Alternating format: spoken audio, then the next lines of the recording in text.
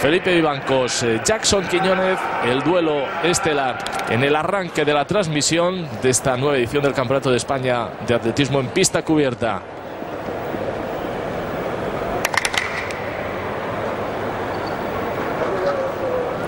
Calle 6 para Jackson, calle 4 para Felipe.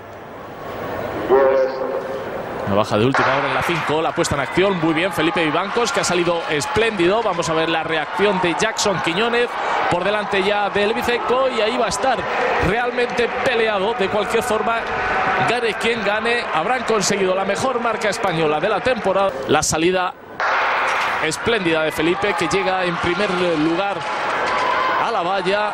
Y aunque la progresión de Jackson es sensacional, por poquito, pero gana Felipe Vivancos. Victoria para Felipe, 7:70. Qué alegría ver otra vez a Felipe metido en su mejor estado de forma, peleándole y aguantándole a Jackson Quiñónez. Ahí los tienen, y si ha sido por poquísimo. Ahí tocó ligeramente dos obstáculos Jackson, que venía en una clara progresión en busca de Felipe Vivancos.